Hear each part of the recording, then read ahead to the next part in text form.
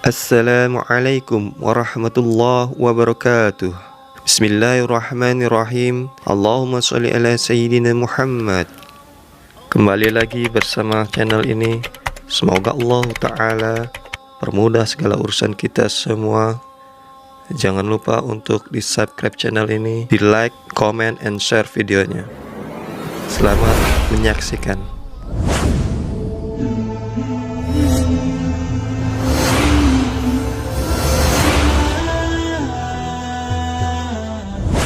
Para bapak, saudara-saudara, hadirin kaum muslimin yang mulia.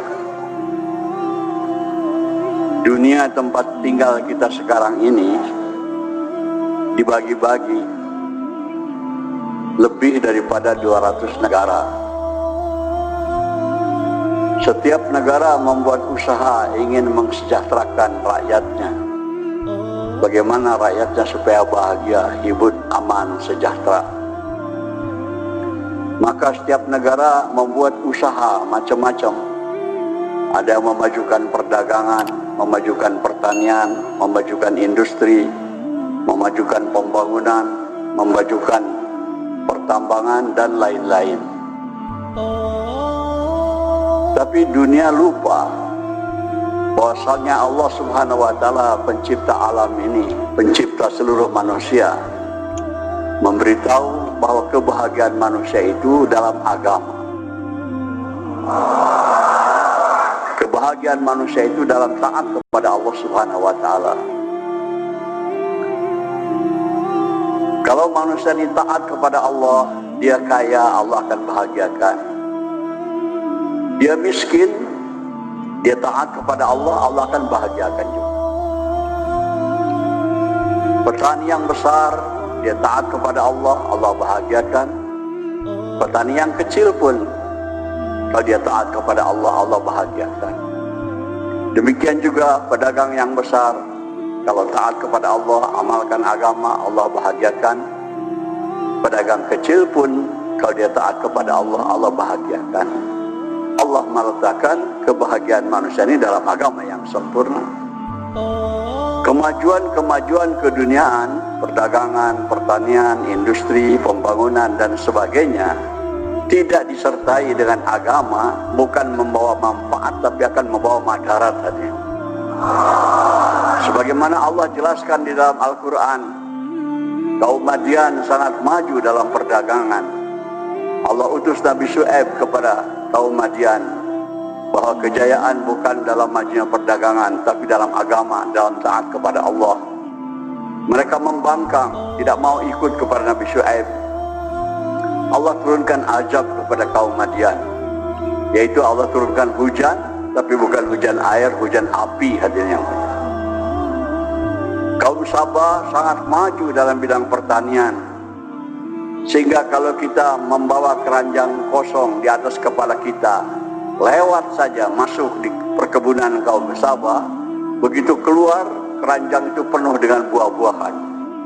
Saking suburnya, Allah utus 3 orang nabi kepada kaum Sabah, memberitahu bahwa kesejahteraan bukan dalam maju pertanian, tapi dalam agama, dalam taat kepada Allah.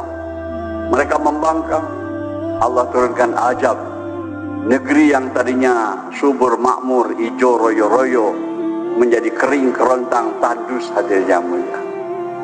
Begitu juga di Quran Allah jelaskan ada satu kaum namanya kaum Samud. Mereka sibuk dalam pembangunan, membuat rumah-rumah tempat tinggal yang kokoh, gunung batu dipahat, dibuat ruangan-ruangan. Allah utus Nabi Saleh alaihissalam memberitahu kepada mereka bahwa kejayaan hidup bukan dalam memiliki rumah-rumah yang bagus, rumah yang kokoh, tetapi dalam agama, dalam taat kepada Allah.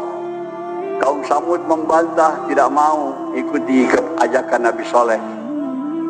Allah turunkan azab, yaitu dengan suara saja. Menurut riwayat, suara teriakan malaikat. Riwayat lain mengatakan suara halilintar yang frekuensinya sedemikian rupa sehingga kaum Samud mendengar suara itu, jantungnya copot semuanya. Kaum Ad Mereka berpendapat bahwa kemajuan itu ada dalam kesehatan tubuh, dalam kekuatan tubuh. Maka kerjanya adalah olahraga, training terus. Bagaimana menyehatkan badannya, menguatkan badannya. Sehingga berhasil. Tinggi daripada kaum Adi itu disebutkan dalam hadis 30 meter. Lebar dadanya antara 7-8 meter. Kekuatannya, kalau dia pukulkan tangannya kepada batu, batu hancur. Pohon korma dicabut dengan tangan kosong hadirin. Allah utus Nabi Hud alaihissalam memberitahu bahwa kebahagiaan, kemajuan bukan dalam kekuatan tubuh, tapi dalam agama, dalam taat kepada Allah. Mereka membantah, sibuk saja olahraga, tidak mau sholat, tidak mau taat kepada Allah Subhanahu wa Ta'ala. Allah turunkan azab, yaitu Allah turunkan angin sorsor 7 malam 8 hari meniup terus menerus, sehingga mereka semua tumbang hadirin yang mulia, seperti pohon-pohon korma yang tumbang. Demikian di Quran dijelaskan banyak perkara ini, usaha-usaha manusia ingin mendapatkan kesuksesan tapi tidak menyertakan agama dalamnya, bukan manfaat tapi madarat hadirin yang mulia. Kaum Nabi Nuh adalah mereka berpendapat kalau jadi golongan mayoritas hidup akan menang, akan berkuasa, maka kerjanya adalah kampanye saja supaya menjadi golongan yang terbanyak. Mereka berhasil menjadi golongan yang mayoritas. Orang yang beriman hanya kurang lebih 82 orang saja. Walaupun mereka mayoritas dan berkuasa, tidak mau mengamalkan agama, Allah datangkan azab, yaitu Allah datangkan banjir, sehingga semuanya binasa kecuali yang beriman yang naik ke kapal Nabi Nuh alaihissalam. Hadirin yang mulia, betapa penting agama bagi kehidupan kita ini. Agama ini bukan hanya untuk bekal hidup di akhirat, bahagia di dunia pun dengan agama. Kestabilan ekonomi dengan agama, keamanan dengan agama, kesehatan dengan agama, kesejahteraan dengan agama. Di zaman Rasulullah SAW, kalau ada keluarga Nabi atau keluarga sahabat mengadukan kesulitan ekonomi, sebagai jawabannya Rasulullah membacakan ayat Quran, wa'mur ahlaka bis-salat wastabir 'alaiha la nas'aluka rizqan nahnu narzuquka wal 'aqibatu littaqwa. Perintahkan kepada keluargamu untuk salat dan bersabar atasnya. Memerintahkan salat bukan sekali dua kali, terus menerus. Kami tidak minta rezeki daripada kamu, kamilah memberikan rezeki kepada kamu dan akibat yang baik bagi orang yang takwa. Jalan keluar daripada kesulitan ekonominya hadirin adalah perintahkan. Kalau kesulitan ekonomi itu dalam keluarga, gerakan semua ahli keluarga untuk sholat. Kalau kesulitan ekonomi itu ada di satu kampung, gerakan satu kampung untuk sholat semua, jangan ada yang tidak sholat. Kalau ekonomi itu rusak di satu negara, gerakan rakyat negara itu untuk sholat. Allah Subhanahu wa Ta'ala akan bereskan masalah-masalahnya. Hadirin yang mulia, hari ini kita lupa, sibuk dalam memajukan perkara-perkara dunia dilupakan. Sehingga di Indonesia ini hadirin mayoritas bukan golongan kecil tidak sholat hadirin yang mulia, tidak ke masjid, tidak taat kepada Allah. Mereka sibuk dalam perkara dagang, tani, industri dan sebagainya, tapi tidak penting kepada agama. Dalam hadis disebutkan hadirin, kesusahan-kesusahan yang datang kepada kita ini, di antaranya akibatnya ada yang tidak sholat. Kalau ada di satu kampung satu orang saja tidak sholat, dia membawa susah hidup kepada 40 rumah ke kanan, 40 rumah ke kiri, 40 rumah ke depan, dan 40 rumah ke belakang. Bukan mustahil kesulitan hidup yang dialami oleh kita ini dari akibat banyaknya yang tidak sholat.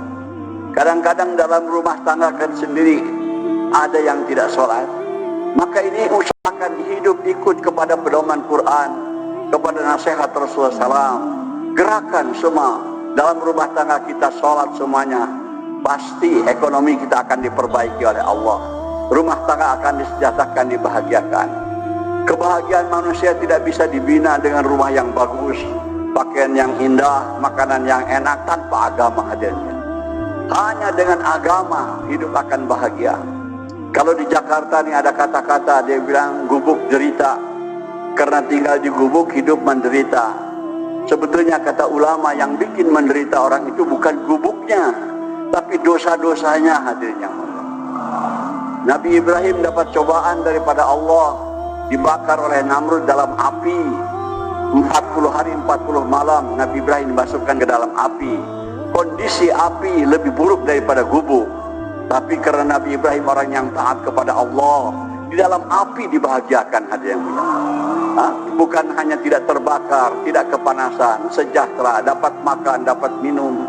Ini contoh di Quran bahwa kalau kita taat kepada Allah, apakah kita kondisi kaya atau miskin, pasti dibahagiakan oleh Allah Subhanahu wa taala. Hadirin, dunia tidak paham atas perkara ini. Dulu untuk memperbaiki, memberikan paham kepada dunia perkara ini, kepada umat manusia, Allah utus nabi-nabi.